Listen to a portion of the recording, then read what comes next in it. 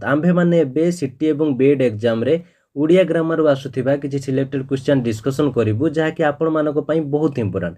ଆପଣମାନେ ଯଦି ସିଟି ଏବଂ ବିଏଡ୍ ପାଇଁ ସିରିୟସଲି ପ୍ରିପେୟାର ହେଉଛନ୍ତି, ତାହେଲେ ଭିଡ଼ିଓଟିକୁ ପ୍ରଥମରୁ ଶେଷ ପର୍ଯ୍ୟନ୍ତ ଦେଖନ୍ତୁ। କାହିଁକି ନା ଏଥିରେ ଏମିତି କିଛି କ୍ୱେଶ୍ଚନ୍ ଅଛି ଯାହାକି ପ୍ରତିବର୍ଷ ଆସୁଛି।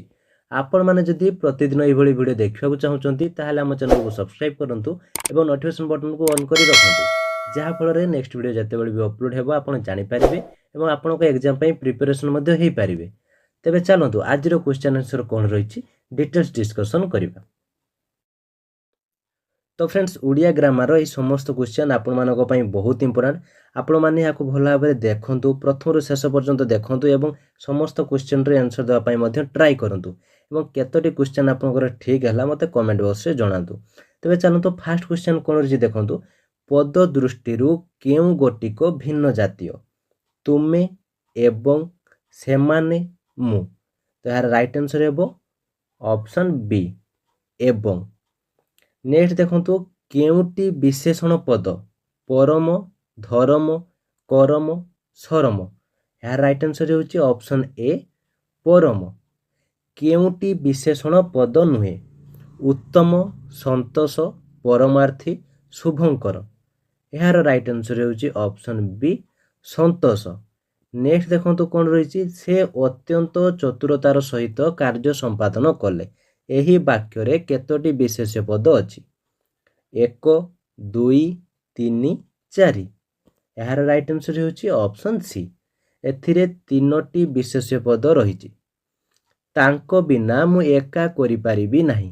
ଏହି ବାକ୍ୟରେ ବିନା କି ପଦ? ବିଶେଷ୍ୟ, ବିଶେଷଣ, ଅବ୍ୟୟ, ସର୍ବନାମ। ତ ଏହାର ରାଇଟ୍ ଆନ୍ସର ହେଉଛି ଅପସନ୍ ସି ଅବ୍ୟୟ। ଶୋଇଲା ପୁଅର ଭାଗ ନାହିଁ। ଏହି ବାକ୍ୟରେ ଶୋଇଲା କି ପଦ?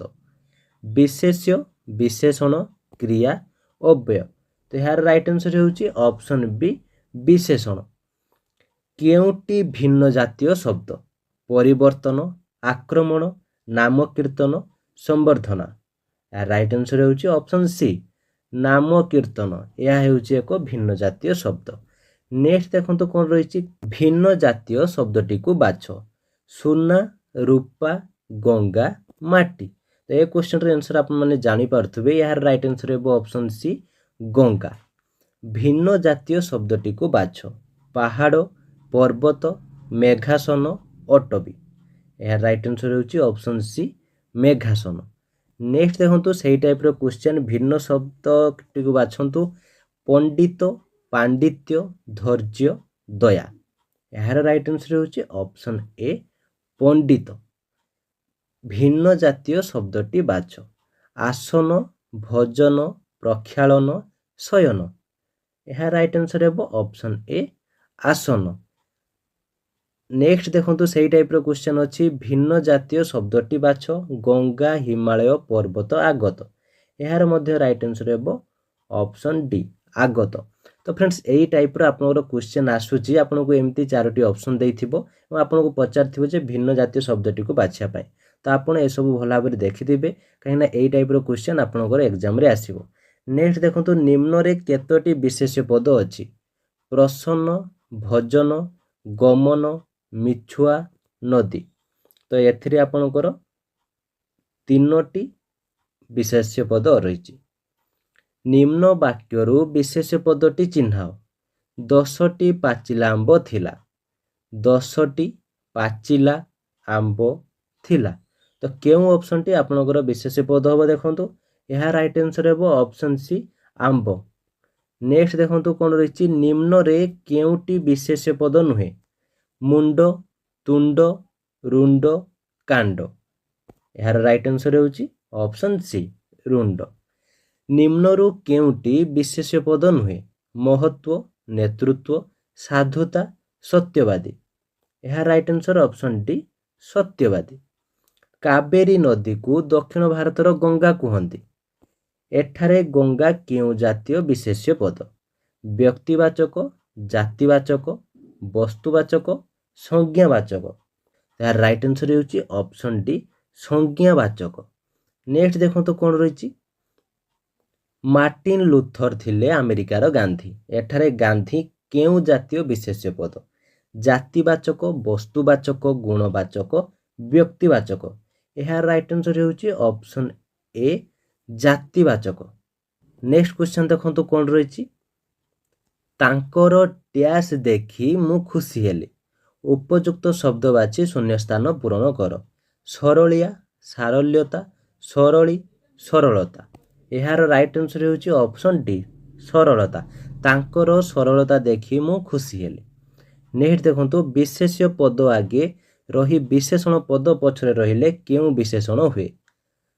ବିଶେଷ୍ୟ ପଦ ଆଗେ ରହି ବିଶେଷଣ ପଦ ପଛରେ ରହିଲେ କେଉଁ ବିଶେଷଣ ହୁଏ? ବିଶେଷ୍ୟର ବିଶେଷଣ, ବିଶେଷଣର ବିଶେଷଣ, ବିଧେୟ ବିଶେଷଣ, ସର୍ବନାମର ବିଶେଷଣ।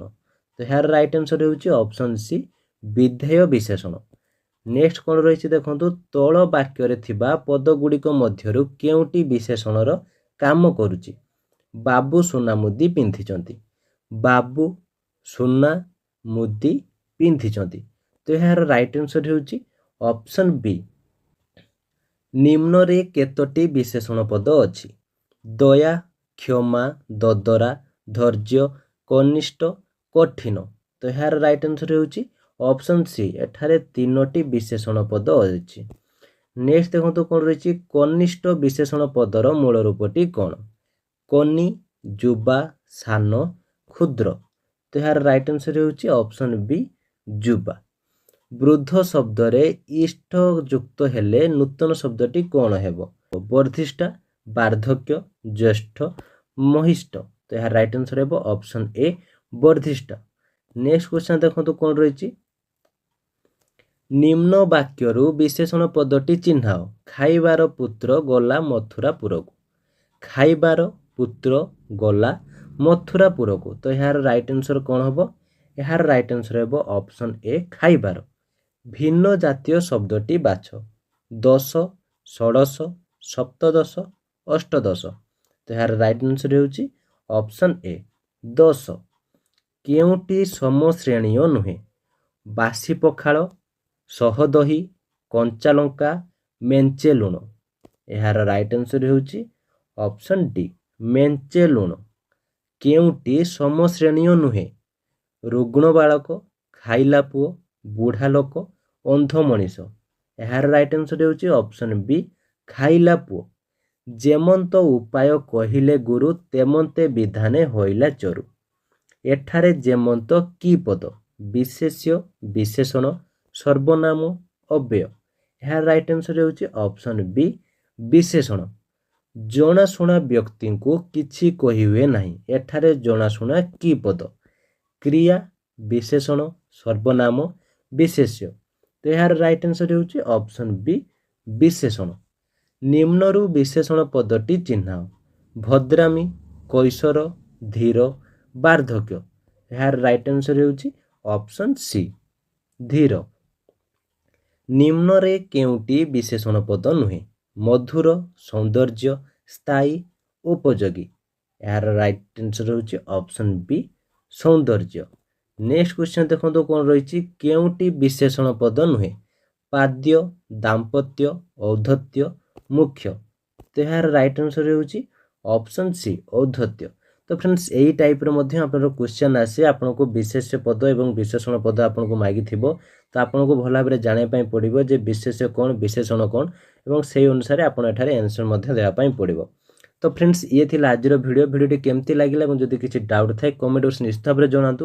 ଭିଡ଼ିଓଟି ଭଲ ଲାଗିଥିଲେ ଲାଇକ୍ ଏବଂ ସେୟାର କରନ୍ତୁ, ଯାହାଫଳରେ ସମସ୍ତଙ୍କ ପାଖରେ ଇନଫର୍ମେସନ୍ଟି ପହଞ୍ଚି ପାରିବ। ଆପଣମାନେ ଯଦି ପ୍ରତିଦିନ ଏମିତି ଭିଡ଼ିଓ ପାଇବା ପାଇଁ ଚାହୁଁଛନ୍ତି ତାହେଲେ ଆମ ଚ୍ୟାନେଲକୁ ସବସ୍କ୍ରାଇବ୍ କରିବାକୁ ଜମାରୁ ଭୁଲିବେନି। ତ ଆଜି ପାଇଁ ଏତିକି। Thank you.